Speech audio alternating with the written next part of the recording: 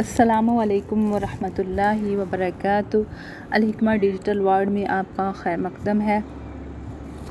Kindly ہمارے channel کو like کریں، سبسکرائب کریں اور بیل آئیکن کو پریس کریں تاکہ آنے والی اچھی ویڈیوز آپ تک ضرور پہنچیں، اور ہماری ویڈیوز اگر آپ کو اچھی لگتی ہیں تو ان کو لائک ضرور کریں۔ آپ کے کمنٹ سے ہمیں پتہ چلتا ہے کہ ہم کتنا اچھا کام کر رہے ہیں۔ یہ انسانیت کی خدمت اور بھلائی کے لیے ہم نے شروع کیا ہے تاکہ سنت نبوی صلی اللہ علیہ وسلم اور طب نبوی صلی اللہ علیہ وآلہ وسلم کو زندہ کیا جا سکے۔ طب کے حوالے سے یہ ہے کہ لوگ اپنی صحت کا خیال نہیں کرتے اور عام لوگوں کے مشوروں پر، ٹوٹکوں پر عمل کر لیتے ہیں، جس سے انسان کی صحت خراب ہو جاتی ہے۔ ایسا نہیں ہونا چاہیے۔ ہم نے کبھی اپنا اچھا اور قیمتی کپڑا جو ہے موچی سے نہیں سلوایا، اور نہ ہی اپنے سونے کے زیورات جو ہوتے ہیں وہ کبھی کسی لوہار سے بنوائے ہیں۔ اس کی وجہ کیا ہے کہ جس بندے کا جو شعبہ ہوتا ہے وہ اسی کو جانتا ہے۔ لیکن کیا ہے کہ ہم اپنی صحت کے معاملے میں کوئی ریڑھی والا یا کوئی ایسے ہی فروٹ بیچنے والا آپ کو کچھ بتا دے تو آپ فوراً اس پہ عمل کر لیتے ہیں، حالانکہ ایسا نہیں ہونا چاہیے۔ صحت ہے تو سب کچھ ہے۔ اگر انسان بیمار ہو جاتا ہے تو کیا ہوتا ہے کہ آپ کے عزیز رشتہ دار بھی آپ سے تنگ آ جاتے ہیں اور آپ سے جان چھڑانا چاہتے ہیں۔ تو ہمیشہ اپنے صحت کا خیال رکھیں، اچھا کھانا کھائیں، اچھا لباس پہنیں، صاف ستھرا، سادہ ہو لیکن صاف ستھرا ہو، اور اچھے ماحول میں بیٹھیں، کیونکہ گناہ انسان کو بیمار کرتے ہیں، اور یہ ہمارے نبی پاک صلی اللہ علیہ وسلم کی احادیث سے ہمیں معلوم ہوتا ہے۔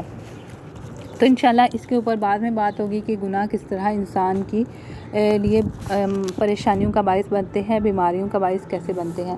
درد شقیقہ کا تفصیلی بیان۔ صدا شقیقہ آدھا سیسی آدھے سر کا درد کا سبب سر کی شریانوں میں جو ہے وہ گندے مواد کا پیدا ہو جانا ہے۔ پھر ایسا ہوتا ہے کہ وہ شرائن جو ہے وہ تنگ ہو جاتی ہیں اور اس سے پھر درد پیدا ہوتا ہے۔ ابو نعیم نے اپنی کتاب میں لکھا ہے کہ سر درد کی یہ اذیت نبی کریم صلی اللہ علیہ وسلم کو ہو جایا کرتی تھی، جس کا اثر پورے 24 گھنٹے یا 2 دن رہتا تھا۔ ابن عباس کے اثر سے اس کی تائید ہوتی ہے کہ رسول اللہ صلی اللہ علیہ وآلہ وسلم نے فرمایا، آپ صلی اللہ علیہ وسلم نے خطاب فرمایا اور آپ کے سر پر مبارک پر پٹی بندھی تھی۔ صحیح بخاری میں ہے کہ آپ صلی اللہ علیہ وآلہ وسلم نے اپنے مرض موت میں فرمایا، ہائے رے درد سر، اور اپنا سر پٹی سے اپنے مرض میں باندھے رہتے۔ سر پر پٹی کی بندش سے شقیقہ اور دوسرے قسم کے درد سر میں نفع ہوتا ہے۔ عرب میں جو پٹی باندھ کے ایک جو ہے باقاعدہ علاج کیا جاتا ہے، لیکن ہم جو اہل برصغیر ہیں ان کو زیادہ پتہ نہیں کہ پٹی سے کیسے علاج کیا جاتا ہے۔ پٹی کو باندھا جاتا ہے اور وہ سنت کے مطابق جس طرح آپ صلی اللہ علیہ وسلم نے باندھی تھی، اور اس سے سر درد کا ایک باقاعدہ علاج ہوتا ہے۔ درد سر کا علاج۔ پہلے جو پڑھا وہ درد شقیقہ یعنی آدھے سر کا درد، اور ابھی جو پڑھ رہے ہیں وہ درد سر کا علاج ہے۔ درد سر کا علاج نوعیت اور اسباب کے پیش نظر مختلف ہوتا ہے۔ بعض لوگوں میں یعنی جتنے بھی انسان ہیں ہر کسی کا مزاج مختلف ہوتا ہے۔ یہ مزاج جو ہے یہ طب یونانی کی ٹرم ہے، تو اس میں یہ ہے کہ اس لیے ان کی کیفیات یا درد ہونے کی وجوہات مختلف ہو سکتی ہیں۔ کچھ لوگوں کو غذا میں تبدیلی کر دی جاتی ہے، کچھ کو صرف جو ہے وہ ٹھنڈک پہنچانے سے آرام آ جاتا ہے، کچھ کا ماحول چینج کر دیا جائے تو اس سے آرام آ جاتا ہے، اور جن لوگوں کو آواز سننے یا حرکت کرنے سے مسئلہ ہوتا ہے تو ان کو اس سے روک دیا جاتا ہے۔ اس بات کے علم کے بعد آپ اس بات کو سمجھیں کہ حدیث میں حنا سے معالجہ کا ذکر کلی اور جزئی نہیں۔ یہ صداع یعنی سر درد کی ایک قسم ہے۔ جب صداع تیز یعنی جب جو ماتھا تپ رہا ہو گرمی کی وجہ سے اور اس میں درد بھی ہو تو پھر آپ اس کے اوپر جو ہے وہ حنا یعنی کہ مہندی کے پتے جو ہیں وہ پیس کے پانی میں یا سرکے میں پیس کے تو لگا دیں تو اس سے آرام آ جائے گا۔ حنا کی ایک تو خوشبو بہت اچھی ہوتی ہے، وہ خوشبو اعصاب کو تقویت دیتی ہے۔ دوسرا اس کے اندر ٹھنڈک پائی جاتی ہے جو کہ ہمارے مسامات یعنی ہماری جلد کو سکون دیتی ہے۔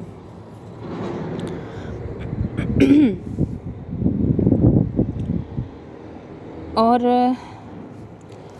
رسول اللہ امام ابو داؤد نے اپنی سنن میں اور امام بخاری نے اپنی تاریخ میں روایت کیا ہے کہ رسول اللہ صلی اللہ علیہ وسلم کو جب بھی کسی نے سر درد کی شکایت کی تو آپ صلی اللہ علیہ وآلہ وسلم نے اسے پچھنے لگوانے کے لیے کہا یا فرمایا، کیونکہ پچھنے لگوانے سے سر کا درد ٹھیک ہو جاتا ہے، اور اگر درد پا کی شکایت کی تو حنا لگانے کی بات کی۔ پچھنے لگوانا یعنی کہ حجامہ کروانا ہے۔ حجامہ آج ایک میڈیکل فیلڈ کے اندر ایک باقاعدہ طریقہ علاج بن چکا ہے، اور اس کے کورسز ہمارے پاس آن لائن بھی ہیں، اور طب یونانی کا کورس الگ ہے۔ تو اس میں باقاعدہ حجامے کو سیکھنا چاہیے، پھر کرنا چاہیے، کیونکہ کسی بھی انسانی میں سمجھتی ہوں کہ انسانی صحت سب سے بڑھ کے ہے، اور اللہ تعالیٰ کی پسند جو ہے وہ محبوب مخلوق انسان ہے، اور اگر کوئی عطائی انسان جو ہے وہ کسی کے اوپر اپنی طب نہ جانتے ہوئے ویسے ہی کسی کا علاج معالجہ کرتا ہے تو سب سے پہلے جو ناراض ہوگا وہ اللہ تعالیٰ ہے، کیونکہ سب سے پہلے انسان اللہ تعالیٰ کے سامنے جواب دہ ہے۔ تو حجامہ کروانے سے جسم سے فاسد یعنی گندا خون نکل جاتا ہے۔ لوگوں کو یہ ایک وہم ہے کہ ہمارا صاف خون نکلتا ہے، نہیں بلکہ گندا خون نکلتا ہے، جس کے بعد جو ہے جسم صاف ہو جاتا ہے اور انسان صحت کی طرف چلا جاتا ہے۔ اور درد پا یعنی کہ پیروں کے درد کی شکایت کی تو حنا لگانے کی بات کی۔ سلمہ ام رافع رسول اللہ صلی اللہ علیہ وسلم کی ملازمہ نے کہا کہ جب آپ صلی اللہ علیہ وسلم کو کبھی زخم ہوتا یا کانٹا چبھتا تو آپ صلی اللہ علیہ وآلہ وسلم اس پر حنا کا لیپ کرتے۔ تو اس کا طریقہ کیا ہے کہ لیپ کر کے اوپر سے کوئی کپڑا باندھ دے، لیپ اتنا اس میں پانی زیادہ نہیں ہونا چاہیے، تو وہ باندھ دے تو اس سے بھی فائدہ ہوتا ہے۔ حنا کے فوائد۔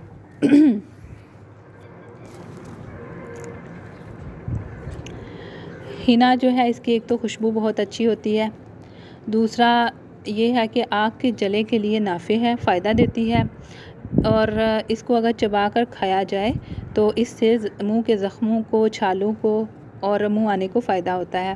بالخصوص بچوں کے لیے یہ بہت مفید ہے، اور اس کا لیپ جو ہے وہ زخموں پر کرنے سے زخم خشک ہونا شروع ہو جاتے ہیں، اور اس کے پھول موم خالص اور روغن گل اس میں ملا کر مالش کرنے سے پسلی کا درد یعنی ذات الجم جو آپ کو پڑھایا تھا وہ چلا جاتا ہے۔ اور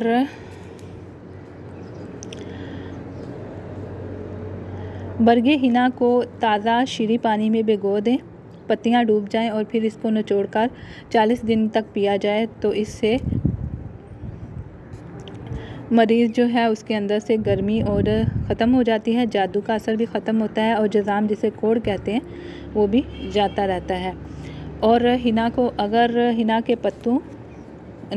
کے پھولوں کو اگر کپڑوں کی تہ میں رکھ دیا جائے تو وہ خوشبودار رہتے ہیں اور جوں یا کیڑا یا دیمک نہیں لگتا۔ چنانچہ روایت میں ہے کہ ایک شخص کا ناخن ٹوٹ گیا یا پھٹ گئے ناخن، اس کے علاج کے لیے اس نے بڑی رقم لگائی لیکن فائدہ نہیں ہوا۔ اسے ایک عورت نے یہ نسخہ بتلایا کہ 10 دن حنا کا استعمال کرے، اس نے دھیان نہیں دیا، پھر اس حنا کو پانی میں بھگو کر استعمال کیا اور برابر پیتا رہا، جس سے اسے شفا ہوئی اور اس کے ناخن دوبارہ صحیح ہو گئے۔ ناخنوں پر لگانا جو ہے یہ بھی مفید ہے، ہاتھوں پر لگانا مفید ہے، جلد کی یہ دوست ہے، خواتین کے لیے یہ اللہ تعالیٰ کی طرف سے ایک خاص تحفہ ہے، اور خواتین ان کو رات کو بھگو کے تو دن کے وقت جو ہے وہ بالوں کو لگاتی، اس سے بالوں کے اوپر اچھا کلر آ جاتا ہے۔ اور یہ خواتین یا مردوں یعنی طب نبوی میں جو بھی چیزیں ہیں وہ بہت مفید ہیں سب لوگوں کے لیے۔ آبلوں وغیرہ کے اوپر، جلے کے اوپر آپ اس کو لگا دیں، پھر حنا کا تیل بنا سکتے ہیں یعنی سرسوں کا تیل، لیکن طب نبوی سے بات ہو رہی ہے تو آپ اس میں زیتون کا تیل ملا لیں، یا آپ اس میں کلونجی کا تیل ملا کے تو پتے پیس کے تو وہ لگا لیں، یا اس کو کیا ہے کہ تیل کی طرح تیل بنا لیں تو یہ بہت نفع دے گی۔ درد سر کے لیے ٹھنڈی چیزوں کا استعمال کریں، جیسے کہ اگر موسم کے ٹھنڈے پھل ہوتے ہیں وہ استعمال کرائے جائیں، اور سر کے اوپر ٹھنڈی پٹی بھی کی جا سکتی ہے، جو کہ پٹی میں سے ہی ہے کہ نبی پاک صلی اللہ علیہ وسلم کی سنت میں سے ہے پٹی، لیکن اس کو اگر تھوڑا سا گیلا کر کے ٹھنڈے پانی میں لگا دیا جائے تو اس سے بھی فائدہ ہوتا ہے۔ اور ہمیشہ اپنی جو ہے علم کو پختہ کریں، پھر اس کے بعد اس کو بیان کریں، کیونکہ آدھا علم اور آدھی انفارمیشن جو ہے وہ ہمیشہ نقصان دیتی ہے، خود کو بھی اور دوسروں کو بھی۔ اور جو بھی چیزیں ہیں ان کے اوپر مکمل آپ کو عبور حاصل ہونا چاہیے کہ آپ چاہے ایک لفظ سیکھتے ہیں یا بہت زیادہ علم سیکھتے ہیں، اس کے اوپر آپ کو مکمل عبور حاصل ہونا چاہیے تاکہ آپ اچھی طرح سے علم حاصل کر سکیں۔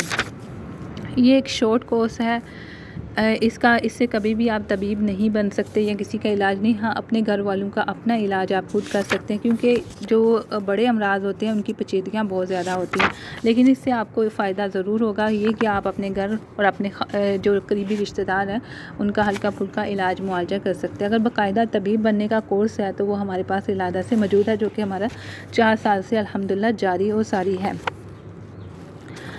اور اسی طرح سے اگر اپنی صحت کو برقرار رکھنا ہے تو سنت کے طریقوں کو اپنانا چاہے کہ زیادہ سے زیادہ وضو کیا جائے اور نمازوں کو ٹائم پہ ادا کیا جائے اور انسانیت کی بھلائی اور خیر کو ہمیشہ مد نظر رکھا جائے، صدقہ اور خیرات کیا جائے تو صحت برقرار رہتی ہے۔ اور دوسری بات یہ ہے کہ جن لوگوں کو درد سر ہوتا ہے ان کے بارے میں نبی پاک صلی اللہ علیہ وسلم نے فرمایا کہ یہ اہل جنت کی نشانی ہے، جن مسلمانوں کو، جن مومنین کو درد سر ہوتا ہے، اور جن لوگوں کا کبھی درد سر نہیں ہوتا ان کے اوپر حیرت ہے، یعنی مومن ہو اور اسے درد سر نہ ہو، تو اس لیے کوئی بھی بیماری بری نہیں ہوتی۔ یہ بات ہمیشہ یاد رکھیے کہ بیماری اللہ تعالیٰ کی طرف سے ایک رحمت ہوتی ہے، ایک نعمت ہوتی ہے کہ انسان کے گناہ معاف ہو جائیں اور انسان اپنے رب سے تعلق بنا لے۔ اللہ تعالیٰ کے ہر کام میں خیر اور بھلائی ہے، اور ہمیشہ اپنے پیشنٹس کو، اپنے اسٹوڈنٹس کو میں نے یہ بتایا کہ اللہ تعالیٰ کے ہر کام میں خیر اور بھلائی ہے۔ لوگ کو شروع میں تو سمجھ نہیں آتی لیکن بعد میں سمجھ آنا شروع ہو جاتی ہے، کیونکہ اللہ تعالیٰ کی طرف سے جو بھی ہمیں ملتا ہے وہ سب خیر کا خیر ہی ہے، شر تو ہمارے اپنے برے اعمال ہیں۔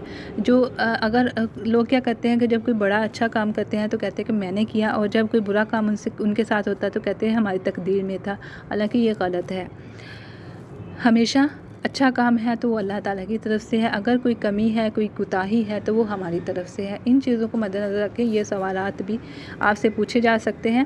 اور کیا ہے کہ طب نبوی صرف ادویات پہ مشتمل نہیں ہے، یہ ہمارے عقائد کو بھی صحیح کرتی ہے، تاکہ دیکھیں نا اب یہی بیماریاں ہیں جو لوگوں کو اللہ تعالیٰ کے شریکوں کے سامنے جو جھوٹے شریک بنے ہوئے ہیں ان کے سامنے جھکنے پر مجبور کر دیتی ہیں۔ انسان کا عقیدہ اتنا کمزور ہو جاتا ہے، حالانکہ ایسا نہیں کرنا چاہیے، شرک حرام ہے، لیکن اس کے باوجود ان عقیدہ اگر مضبوط نہیں ہوتا، یہی بیماریاں ہیں جو انسانوں کو تعویذ طاقوں کی طرف لے جاتی ہیں، ان کی وجہ سے انسان چلا جاتا ہے کیونکہ وہ اتنا مجبور ہو جاتا ہے۔ تو اگر عقیدہ مضبوط ہوگا، اچھے طبیب خود ہی اللہ تعالیٰ ان کے لیے راستہ بنائے گا۔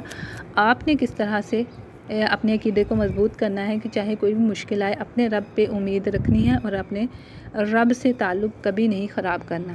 تو یہی ہمارے طب نبوی ہے۔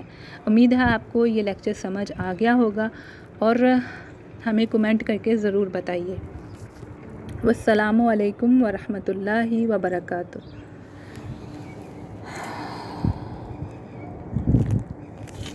بن گئی ہے نا ویڈیو؟